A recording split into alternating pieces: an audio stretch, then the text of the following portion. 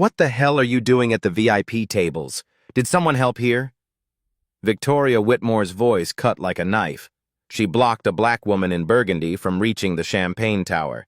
Her diamond bracelet caught the light as she waved dismissively. This is a $15,000 per seat event, not some charity dinner where anyone can show up begging for scraps. The woman's voice stayed calm. Too calm. I'm a guest. I belong here. Victoria's laugh was ugly. Belong? Look around, sweetheart. You don't belong anywhere near here. Gerald! She snapped her fingers at security. Get this trash out of my club before she embarrasses herself further. A tall black man in a tailored suit stepped beside the woman. His jaw tightened. The woman didn't flinch. Her eyes held something dangerous, something patient. Have you ever been treated like garbage by people who owe you everything? 5 hours earlier, Dr. Naomi Sterling pulled off her surgical mask. Sweat beaded at her temples. The operating room lights had been burning for 14 hours straight. BP is stable, doctor. The patient's responding well. The nurse's voice held relief. Naomi flexed her fingers, working out the stiffness. Another heart saved. Another family that wouldn't get the worst phone call of their lives. She stripped off her gloves in the scrub room. The clock read 2:00 p.m. Her phone showed 3 missed calls, all from the same name, Jonathan, with a heart emoji she'd added 2 years ago. One text message glowed on the screen. Don't come to the gala tonight. I'll handle everything. This is work stuff. Naomi sat down hard on the metal bench. The cold seeped through her scrubs. 2 years ago, she married Jonathan Whitmore at City Hall. Just them, a judge, and her brother Alexander as witness. Jonathan had held both her hands. I want to keep this private, protect you from media pressure. You understand, right?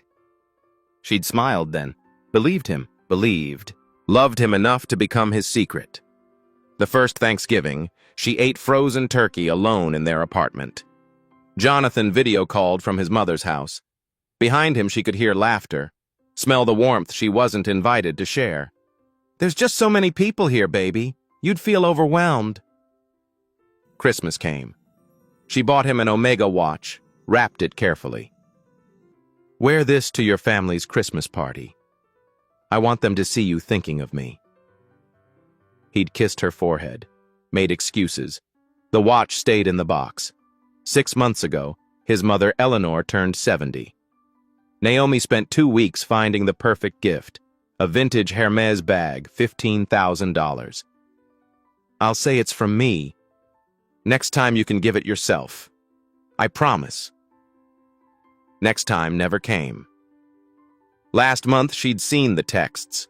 Ashley Monroe, dinner reservations, hotel bookings, heart emojis that used to be only hers. When she confronted him, Jonathan's face had gone pale. She's just a colleague. You're being paranoid. But Naomi knew. She'd spent 2 years learning to recognize lies. Now, sitting in the hospital locker room, she pulled out her phone, dialed a number she'd been avoiding. Alexander, I've made a decision. Her brother's voice came through warm, concerned. What decision? I'm going to the gala tonight, with you. Silence on the other end. Then a slow exhale. It's about damn time, Naomi. I've been waiting 2 years for you to say that. She changed into jeans and a t-shirt in the hospital bathroom, drove her old Toyota home. The apartment was empty. Jonathan's closet held his tuxedo, the one he'd wear tonight, to impress people while pretending she didn't exist. Naomi opened her own closet. Past the scrubs and casual clothes, she found it. The burgundy gown she'd bought for their courthouse wedding, too fancy for City Hall, but she'd wanted to feel beautiful. She'd never worn it. Tonight felt right. Her phone buzzed. Alexander, I'm picking you up at 6. Wear something that reminds them you're not someone to dismiss. At Rosewood Country Club. Victoria Whitmore stood in her private dressing room. Her reflection showed perfection. Blonde hair swept into an elegant twist. Navy gown that cost more than most people's monthly rent. Diamond necklace that could fund a college education. Her assistant scrolled through her tablet. Mrs. Whitmore, all major donors confirmed. Alexander Sterling reserved table 1. That's $50,000 for the evening. Victoria's eyes lit up. Alexander Sterling? The billionaire CEO? Yes, ma'am. He's bringing a guest. Probably some model. Make sure table 1 gets the best champagne. We need his foundation money. Her phone rang. Jonathan. Victoria, I'm bringing Ashley tonight. The pretty blonde from your firm?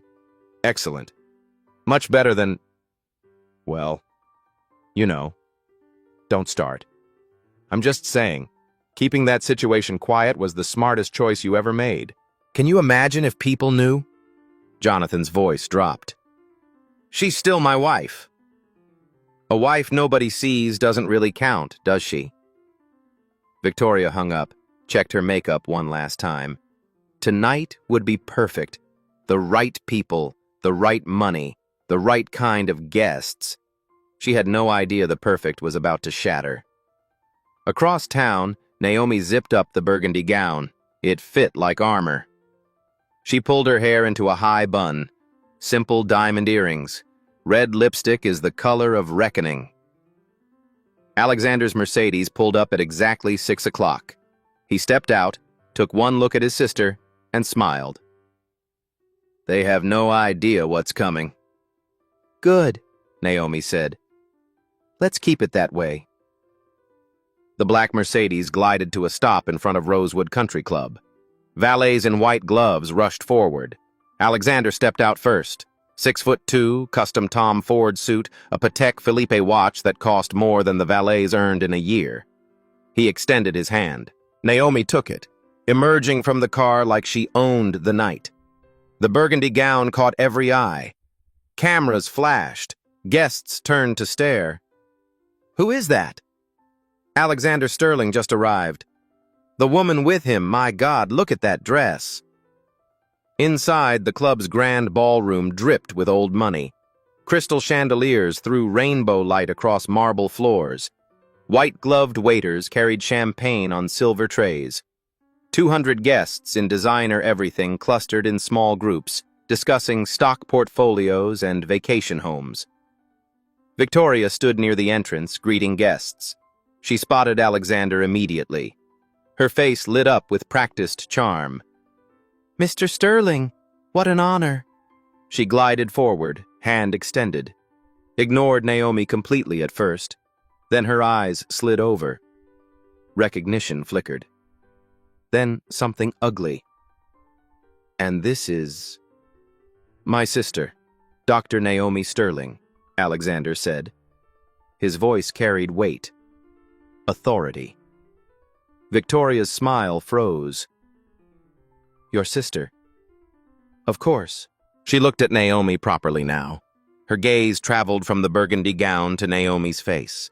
Something cold settled into her expression. Naomi, what a surprise. Hello, Victoria. Naomi's voice stayed level. I wasn't aware Jonathan mentioned you'd be attending. Victoria's tone made it clear. Not a welcome. A challenge. He didn't know. I wanted to surprise him. Victoria's laugh sounded like breaking glass. Well, you'll certainly do that. Other guests started gathering, sensing drama, sensing blood in the water. A woman in emerald green leaned toward her husband. Isn't that Jonathan Whitmore's wife? The one nobody ever sees? I heard she's not exactly appropriate for their circles. Victoria heard them. Her spine straightened. She stepped closer to Naomi, voice dropping to a stage whisper, loud enough for 20 people to hear. Darling, you should know these tables are reserved for club members and their immediate families. The general seating is over there. She waved toward the back, near the kitchen doors. Alexander's jaw tightened. Naomi is my immediate family. She's sitting at table 1 with me. Victoria's eyes flashed. Of course, Mr. Sterling, but I'm sure you understand we have protocols, standards to maintain. She looked pointedly at Naomi. Not everyone fits our particular environment. The words hung there, poison wrapped in politeness. Naomi felt every eye on her, felt the weight of being reduced, dismissed, erased. She opened her mouth to respond. Victoria! There you are! Jonathan Whitmore's voice cut through the tension. He walked toward them, smiling. Ashley Monroe on his arm. Blonde, beautiful, white. Ashley wore red, her hand tucked possessively into Jonathan's elbow. Jonathan's smile died the moment he saw Naomi. His face went white, then red, then white again. Ashley kept smiling, oblivious. Jonathan, aren't you going to introduce me to your sister? Victoria seized the moment like a weapon. Jonathan, perfect timing. Your wife decided to surprise us. The way she said wife dripped with disdain. Though I was just explaining that she might be more comfortable in the general seating area. Ashley's smile cracked. Wife? The crowd around them thickened. Phones came out. Someone started recording. Jonathan stood frozen. His hand is still on Ashley's arm. His eyes on Naomi. Calculation behind his gaze. Fear. Naomi watched him. Gave him 5 seconds. 10. 15. Say something, she thought. Defend me. Choose me. Jonathan cleared his throat. Naomi, this is unexpected. That was all. No, my wife. No, what are you doing to her, Victoria? No protection. No courage. Just an uncomfortable acknowledgement. Ashley pulled her hand away from Jonathan. You're married? You told me you were divorced. It's complicated, Jonathan stammered. Complicated? Naomi's voice stayed quiet, deadly quiet. We've been married for 2 years. That's not complicated. That's a lie. Victoria sensed opportunity. She turned to the growing crowd, playing to them. This is highly inappropriate. Jonathan, you need to handle your situation. This is a black tie gala, not a domestic dispute. She snapped her fingers. Gerald, the head of security, approached. 50 years old, ex-military, used to following orders without question. Mrs. Whitmore? Gerald, please escort this woman to the exit. She's causing a disturbance. I'm causing a disturbance? Naomi's voice rose slightly, still controlled, but anger leaked through the edges. I walked in peacefully. You're the one making a scene. You walked into a private club where you don't belong. Victoria's voice climbed. Do you have any idea what it costs to be here? What kind of people are members here? You can't just show up because you married your way into the family. The crowd gasped. Phones pointed at them now. Multiple angles. Multiple recordings. Alexander stepped forward. Mrs. Whitmore, you need to stop talking right now. Victoria whirled on him. Mr. Sterling, I apologize that you have to witness this. But surely you understand we must maintain certain standards. Standards? Alexander's voice could have frozen fire. What standards are those exactly?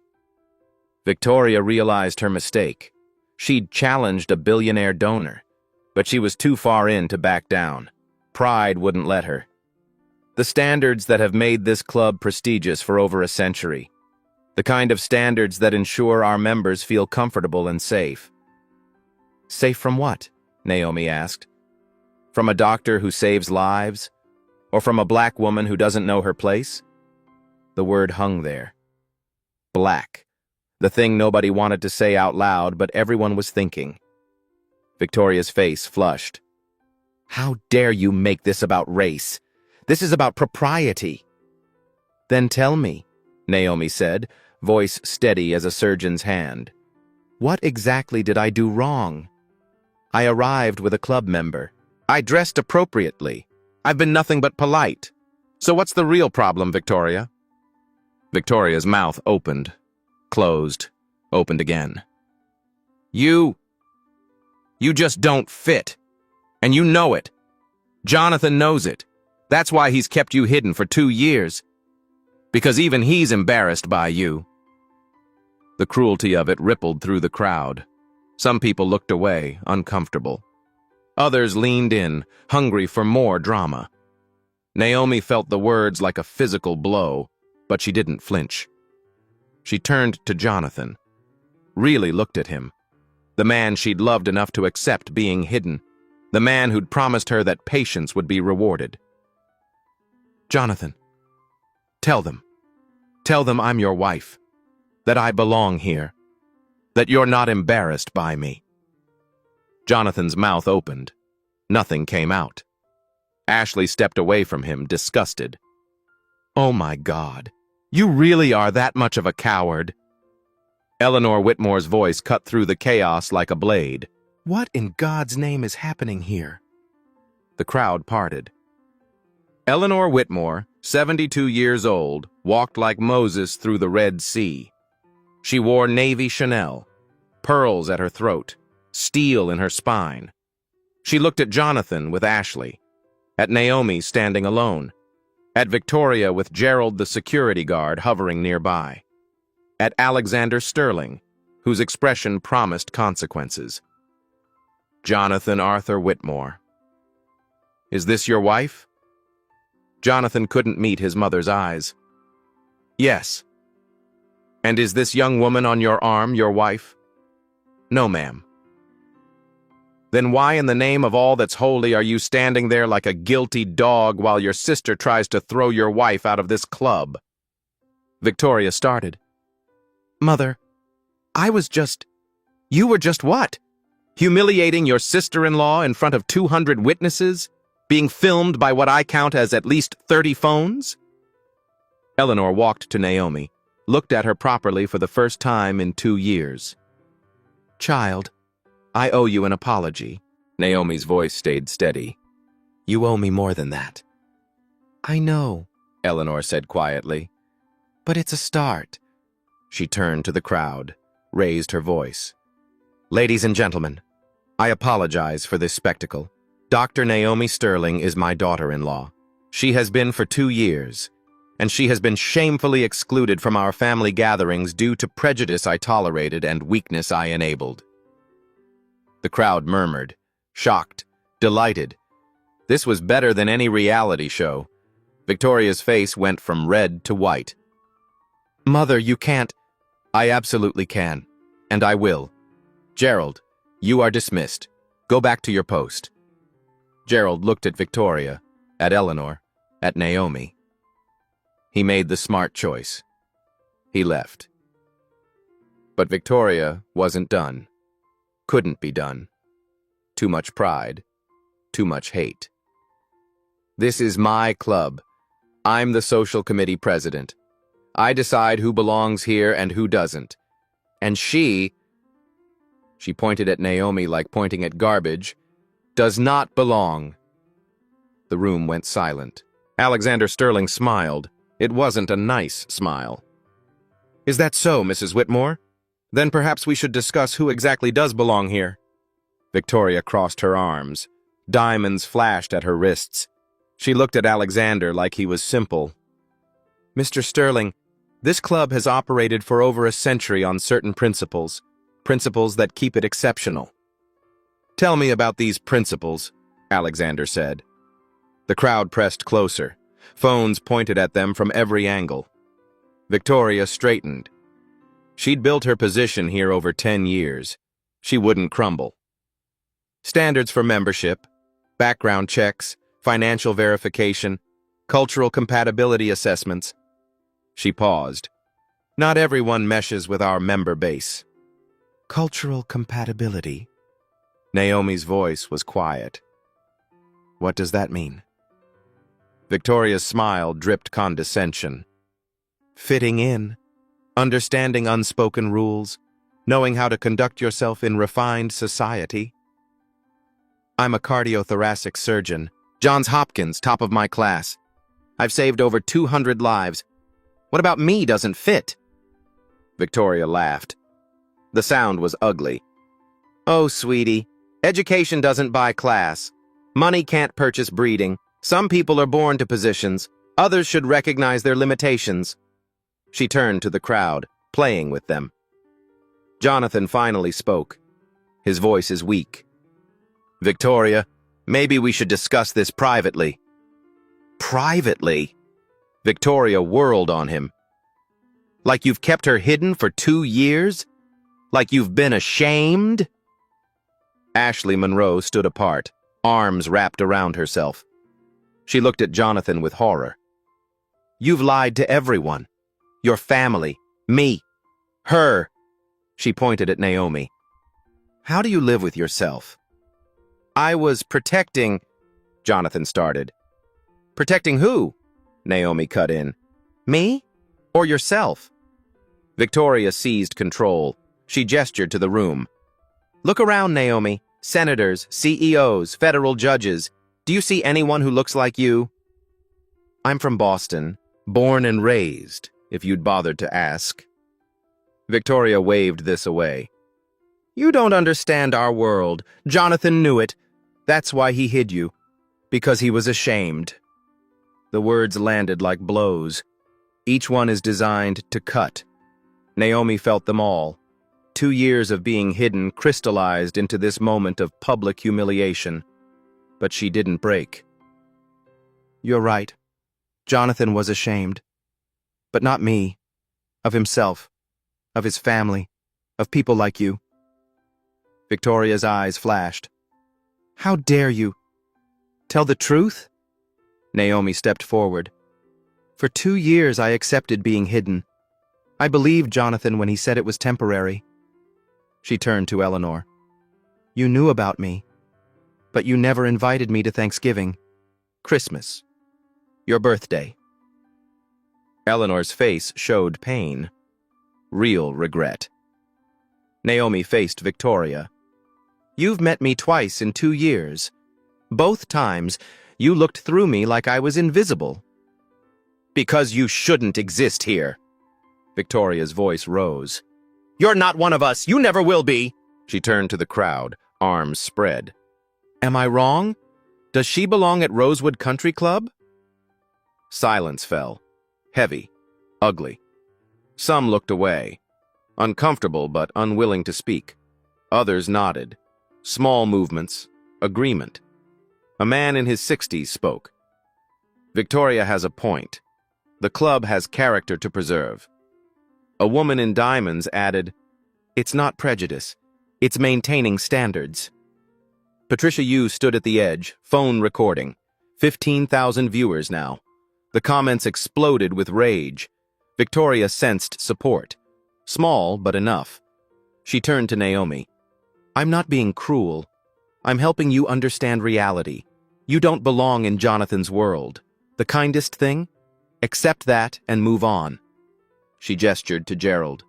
I'm invoking my authority as social committee president. This woman is trespassing. Escort her out. Use force if necessary. Eleanor stepped forward. Victoria, I'm warning you. Mother, you've been too soft. This is my club, my committee, my decision, my... Gerald approached slowly. He didn't want this. It showed in every step. Ma'am, I'm sorry. Just doing my job. Alexander moved between them. Touch my sister, and you'll never work security again. Gerald stopped, looked at Victoria, at Alexander, at Eleanor. Victoria's voice turned shrill. Remove her or you're fired! Do it, and I'll have you arrested for assault, Alexander said quietly. The standoff held. Then Jonathan spoke. Finally.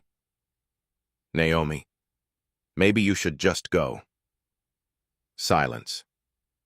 Ashley gasped. Are you serious? Eleanor closed her eyes. Jonathan, no. Naomi stared at her husband. You want me to leave? This isn't the time or place. We can talk later. At home. Privately. Privately. Like everything for 2 years. Hidden. Secret. Ashamed. I'm not ashamed. You're standing with another woman, asking your wife to leave so you won't be embarrassed. What do you call that? Jonathan had no answer. Victoria smiled, victory in her eyes.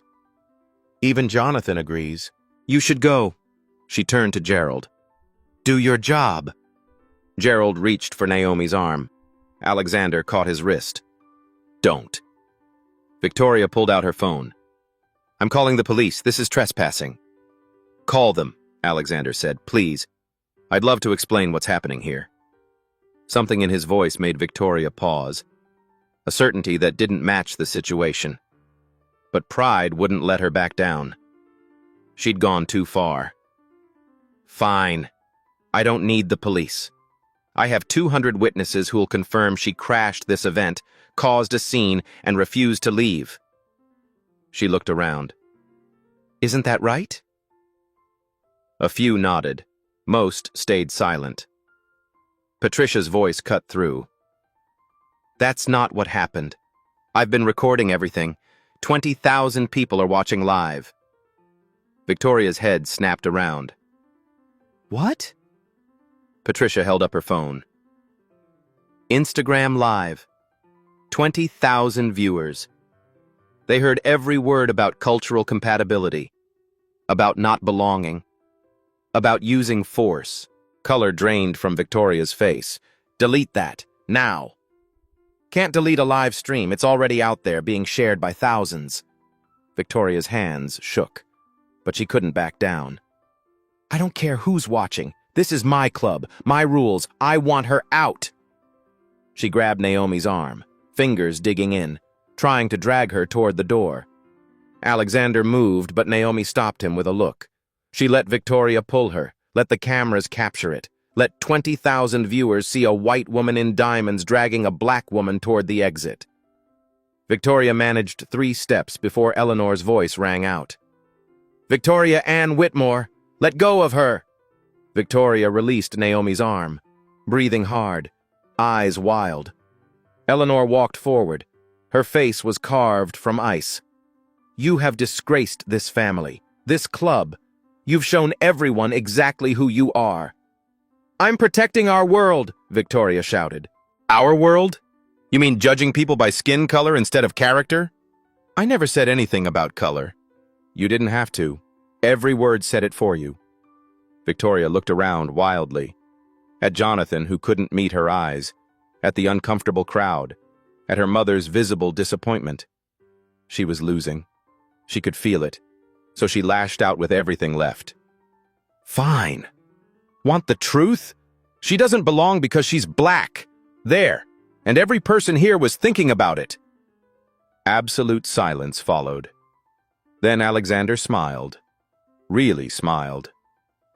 Thank you, Mrs. Whitmore. That's exactly what I needed you to say. He pulled out his phone, made a call, put it on speaker. Jennifer? It's Alexander. Did you hear all that?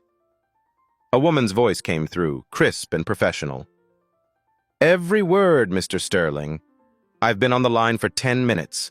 23 witnesses on this call, all recorded. Perfect. Prepare the documents we discussed. Execute them within the hour. Yes, sir? Alexander hung up, looked at Victoria. Now, Mrs. Whitmore, let me tell you about standards and exactly who fits them. Victoria's face went white. She'd just realized she'd said everything out loud, on camera, on a live stream, with witnesses. And Alexander Sterling had been ready for it. Jonathan finally understood too. His wife hadn't come alone, hadn't come unprepared. She'd come with her brother, the billionaire, the one person in this room with more power than anyone else, and Victoria had just handed him everything he needed. Eleanor looked at Alexander with new understanding, then at Naomi. The calm on her face wasn't shock, it was a strategy. You planned this, Eleanor said quietly. I gave them every chance to do the right thing, Naomi replied. They chose this. Alexander stepped to the center of the room. Every eye followed him. The crowd sensed something coming. Something big. I want to introduce my sister properly, Dr. Naomi Sterling. Cardiothoracic surgeon. She saved Governor Morrison's life 3 months ago. Maybe some of you read about it. Murmurs rippled through the crowd. Recognition dawned on several faces. But that's not why I'm introducing her. Alexander's voice carried easily.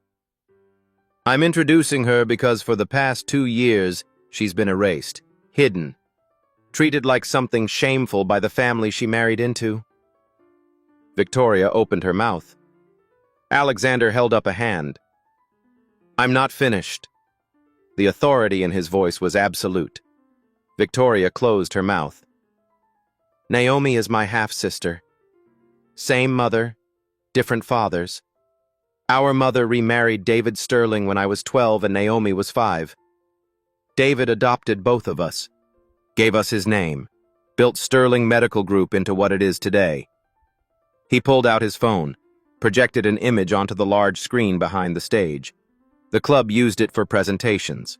Now it showed a corporate document. When our father died 5 years ago, he left the company to both of us. I'm the CEO. Naomi owns 40% of all shares.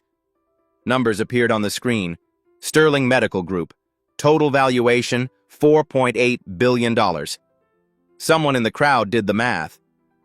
40% of $4.8 billion is $1.9 billion, Alexander finished. My sister is worth $1.9 billion. The room erupted in whispers. Jonathan's face went gray. What? Naomi looked at him. I never told you. I wanted you to love me for me, not for money. You're... He couldn't finish. A billionaire, Ashley said flatly. She's a billionaire and you hid her because she's black. The words hung in the air. Truth stripped bare. Alexander changed the image on screen. Sterling Medical Group has extensive partnerships. Let me show you some. New slides appeared. Professional. Damning. Rosewood Country Club. Annual donation, $15 million. For your charitable medical outreach program and facility maintenance. Howard Brennan, the club president, grabbed the edge of a table. His knuckles went white. Whitmore and Associates. Legal retainer. $8 million annually. You represent 12 of our hospitals in malpractice and contract law. Jonathan made a sound, a small, broken noise. Richard Whitmore's Senate campaign. Political contributions through Sterling Foundation. $3 million this cycle. Richard Whitmore, Victoria's husband, appeared in the doorway.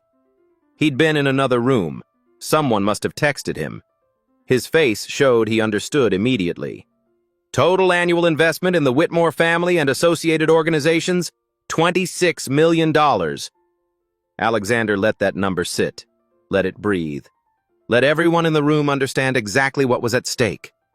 Victoria found her voice. It came out thin, desperate. Mr. Sterling, we've always appreciated Sterling Medical Group's generosity. Generosity? Alexander smiled. No warmth in it. Is that what you call it? While you treated the donor's sister like garbage? He pulled out his phone, dialed, put it on speaker. Jennifer, still there? Yes, Mr. Sterling. Execute the terminations. All 3 contracts, effective immediately. Wait! Howard Brennan pushed through the crowd. Mr. Sterling, please, we can discuss this. There's nothing to discuss.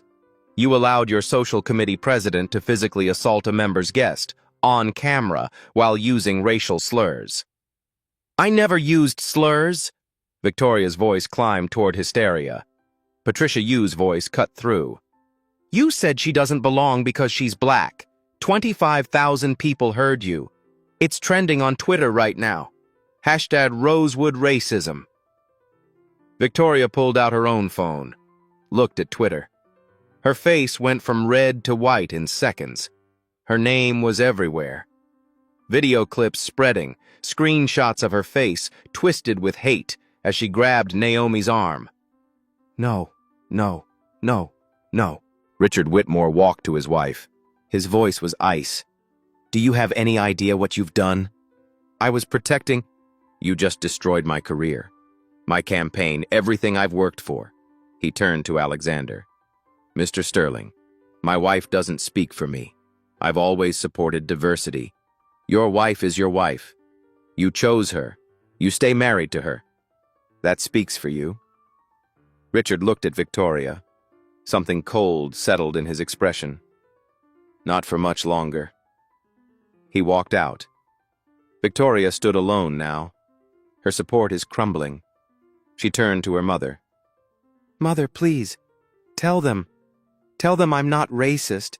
I was just—" "You were just what?" Eleanor's voice was tired.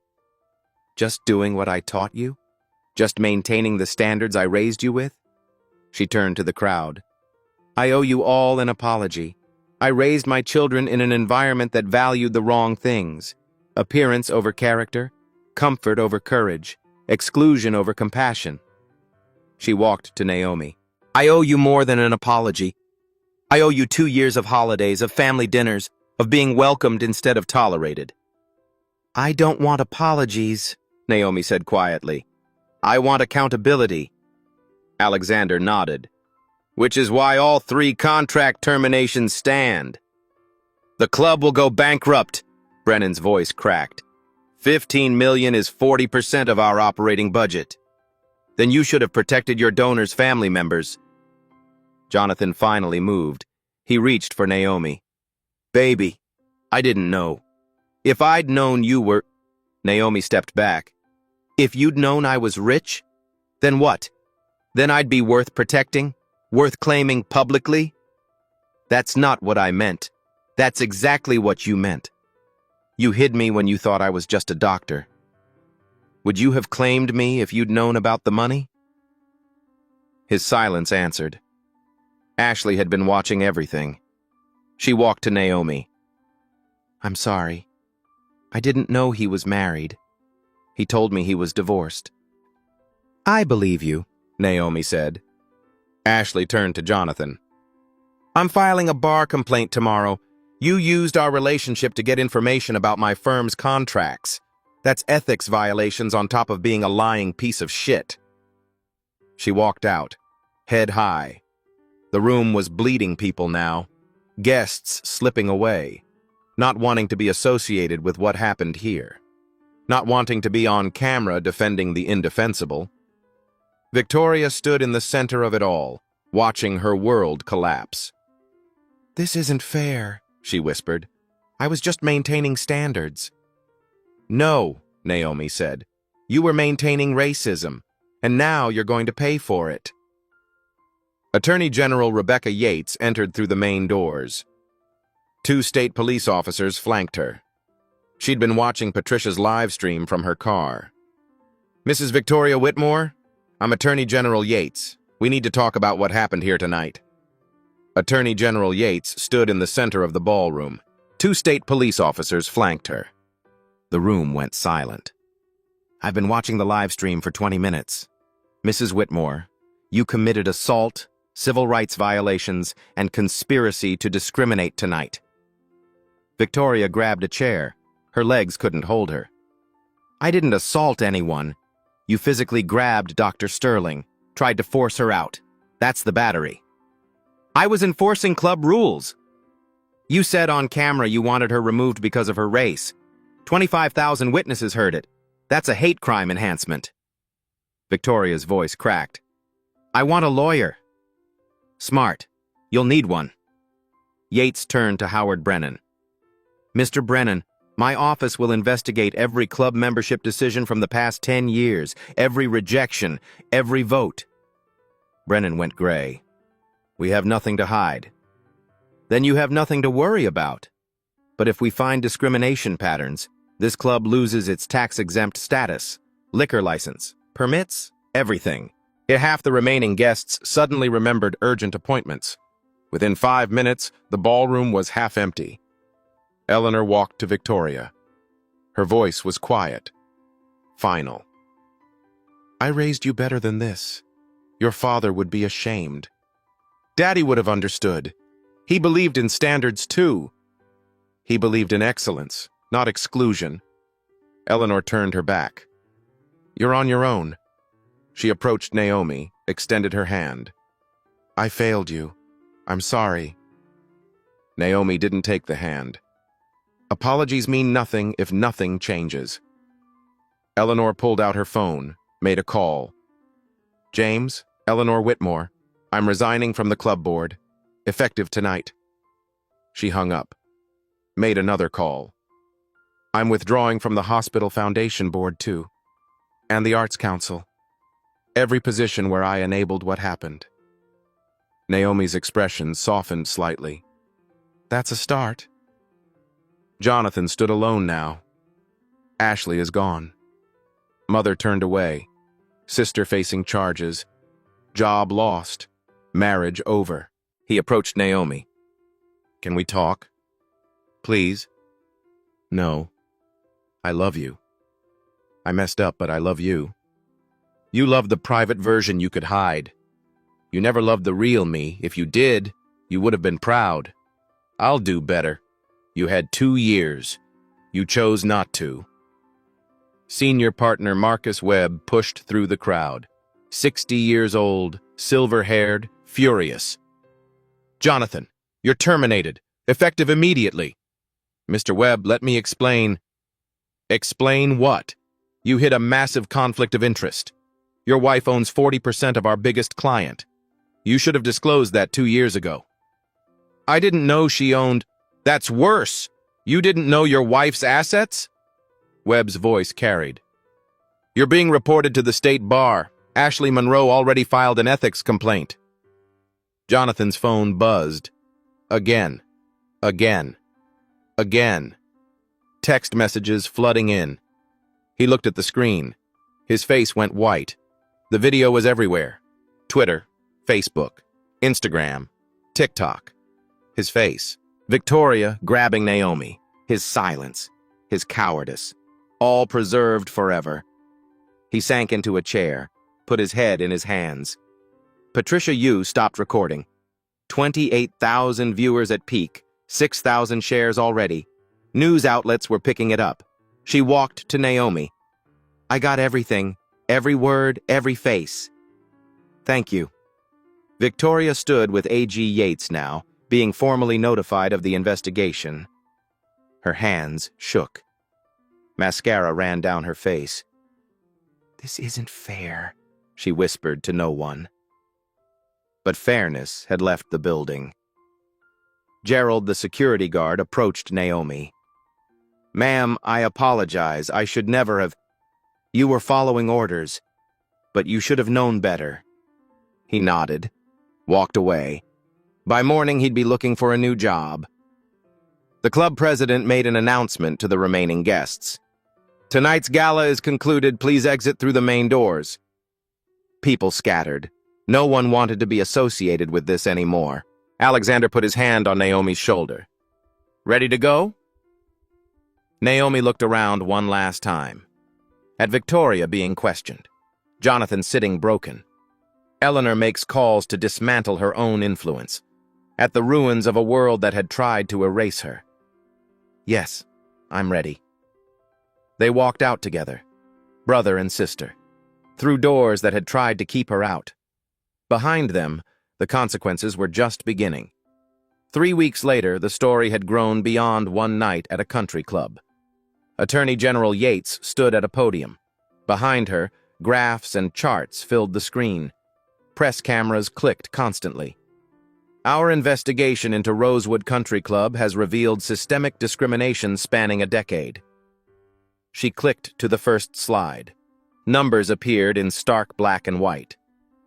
In the past 5 years, the club received 37 membership applications from people of color. 35 were rejected.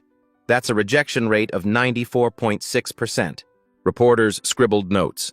Cameras zoomed in on the statistics. Compare that to white applicants, 89% approval rate, same financial qualifications, same professional credentials. The only difference was race. Next slide, email chains. Victoria's name appeared again and again. We found extensive documentation, emails using coded language. Cultural fit. Background concerns. Trial memberships used to force out unwanted members. One email appeared in full on the screen. Victoria's words, preserved forever.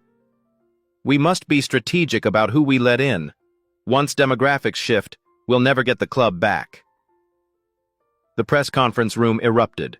Questions shouted from every direction. Yates held up her hand.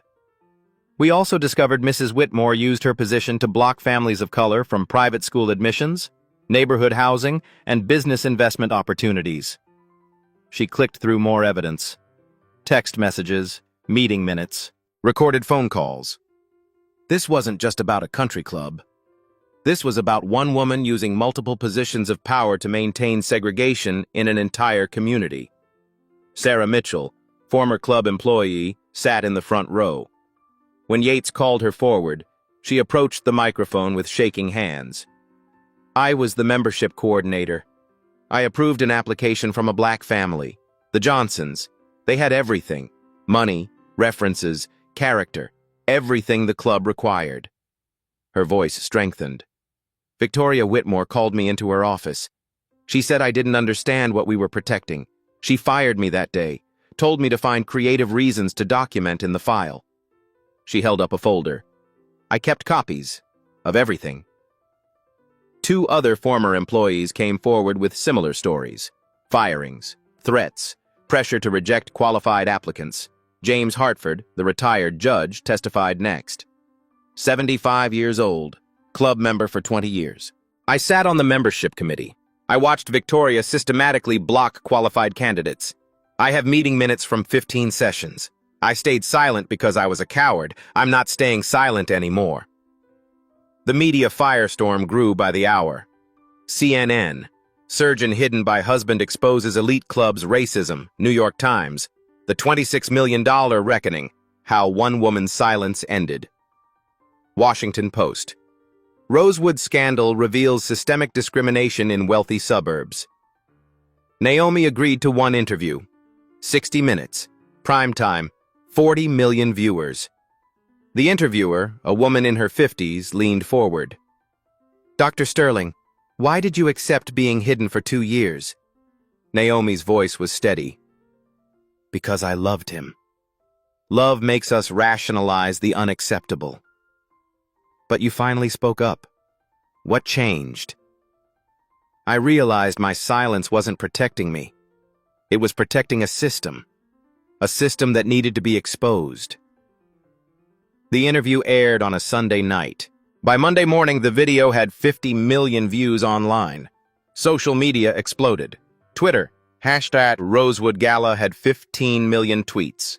I Stand With Naomi, 8 million more. Instagram, Patricia Yu's original video hit 50 million views. Celebrities shared it.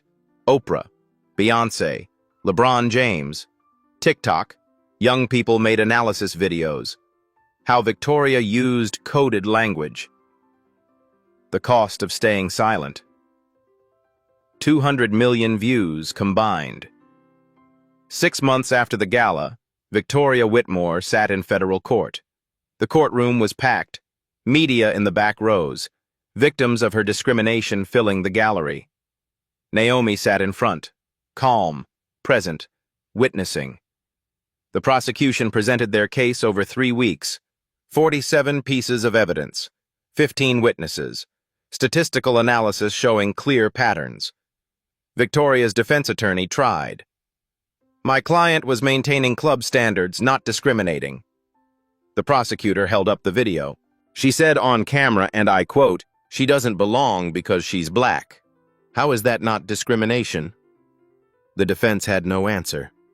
Dr. Marcus Hayes testified, the black surgeon whose trial membership had been designed to force him out.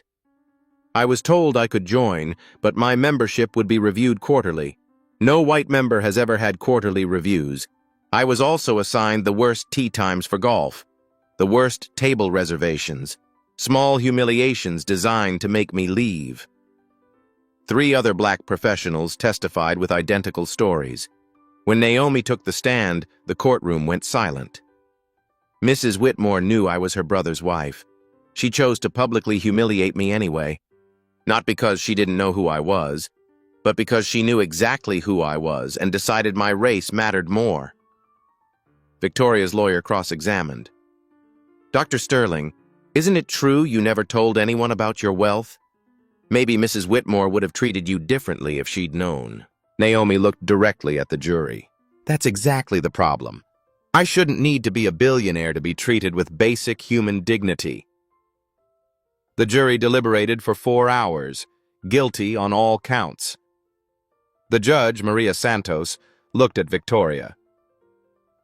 Mrs. Whitmore, you used your position to systematically exclude people based on race. You caused harm to dozens of families. You corrupted institutions meant to serve the community. Victoria sat stone-faced. No tears now, no apology. You've shown no remorse, no understanding of the damage you caused. Therefore, the court sentences you to 18 months in federal prison, followed by 3 years supervised release. Victoria's face finally cracked. 18 months? You'll also complete 500 hours of community service at civil rights organizations, and you are permanently barred from holding leadership positions in any organization for 10 years. The gavel came down. In the civil case, the jury awarded damages even faster. Naomi's lawsuit, $3.5 million. 12 other victims, $300,000 each. Total, $7.1 million. The club was ordered to undergo federal oversight for 5 years, accept back 18 rejected applicants, implement anti-discrimination training for all staff. Several board members resigned. Howard Brennan stepped down as president. The club restructured completely or faced bankruptcy. 3 months after sentencing, Victoria was led into a women's correctional facility. Orange jumpsuit, no makeup, no diamonds. She shared a cell with 2 other women. Neither cared who she used to be. Richard had divorced her, taken the house, the cars, custody of their assets. Her friends stopped calling. Her social world vanished. In her cell, she wrote a letter to a reporter. Even now, she couldn't grasp what she'd done. I was protecting traditions. That's not racism. The reporter published it. The backlash was immediate. Victoria became the face of unrepentant prejudice. Meanwhile, Naomi testified before the state legislature, pushed for stronger anti-discrimination laws, transparency in membership organizations, real consequences for exclusionary practices. The Sterling Hope Scholarship Fund launched with $50 million, 100 full scholarships for minority students pursuing medicine. The first recipients were announced at a ceremony. Eleanor Whitmore attended. She donated $10 million of her own money. When Naomi's name was called to speak, she stood before a crowd of students, families, and press. Change doesn't happen because bad people suddenly become good. It happens because we refuse to stay silent, because we document, because we demand accountability. She looked directly at the cameras. And because we use whatever power we have to lift others up, not push them down. 1 year later. Dr. Naomi Sterling stood in Sterling Medical Group headquarters. Floor-to-ceiling windows overlooked the city. Behind her desk, photos of her surgical team, her brother Alexander, the first scholarship recipients. No photos of Jonathan. The divorce finalized 8 months ago. Her assistant knocked. Dr. Sterling, the students are ready. Naomi walked to the auditorium. 100 young people waited. Black, brown, every shade. Future doctors on full scholarships. She stepped to the podium. A year ago, people tried to erase me, make me small, invisible, ashamed. Silence. They all knew the story. I could have left quietly, could have accepted that some spaces aren't meant for people like us. She paused. But silence protects the wrong people. The ones who benefit from keeping us out. A young woman in front nodded. I exposed what happened because I had resources, a brother with power, money to fight, a platform people would listen to. She looked at each face. Most people don't have that. Most suffer quietly, alone, without cameras or lawyers or billionaire siblings. Her voice strengthened. That's why you're here. So next time someone says you don't belong, you have the education and confidence to prove them wrong. Applause erupted. But remember, your value isn't in degrees or bank accounts. You are worthy simply because you exist. Never let anyone make you prove your humanity. The applause was thunderous. Later, Naomi drove to Rosewood Country Club. She'd avoided it for months. It looked different. Same building, new management, new policies, new members. She walked through the doors. No one stopped her. James Hartford sat on the terrace. The retired judge was now club president. His own redemption. Dr. Sterling, thank you for coming. They sat where everything had happened. 30% of our board is now people of color, 42% of new members. We implemented blind applications, no names or photos until qualifications are verified. That's good. Not enough, but a start. He looked at her. I'm sorry I stayed silent. You spoke when it mattered. Eleanor Whitmore appeared, hesitated, approached. Naomi, may I join you? Naomi nodded. Victoria was denied parole. She'll serve the full 18 months. She still doesn't believe she did anything wrong. Eleanor's voice broke. I failed her. I raised her to value the wrong things. You can't change her. But you changed yourself. Eleanor showed her phone. A news article. I testified before Congress last week about how wealth enables discrimination. The photo showed Eleanor at a hearing. I told them everything. How I looked away. How I prioritized comfort over justice. How I failed you. This will cost you. Half my friends won't speak to me, but I can sleep now. Silence. Not friendship, but maybe the beginning of forgiveness. Naomi's phone buzzed. Alexander. Board meeting in an hour. Don't be late, boss. She smiled. Last month, she became co-CEO of Sterling Medical Group, changing healthcare access nationwide. She stood, looked around the terrace one last time. I do belong here. I always did. She walked out, head high, no longer hidden. Behind her, Eleanor and Hartford watched. She's remarkable, Hartford said. She always was. We were just too blind to see it. This story is based on thousands of real experiences. Discrimination in elite spaces.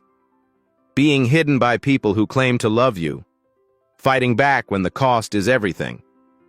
If you've witnessed injustice, don't stay silent. Like, if you stand with people who refuse to be erased, comment. What would you have done at that party? Victoria, using power to exclude. Jonathan, choosing comfort over courage. Patricia, documenting the truth. Alexander, using privilege to protect. Naomi, refusing to stay hidden. Subscribe for more stories where justice wins. Share with someone who needs to hear this. Your answer matters, because somewhere right now this is happening, and someone is choosing what to do.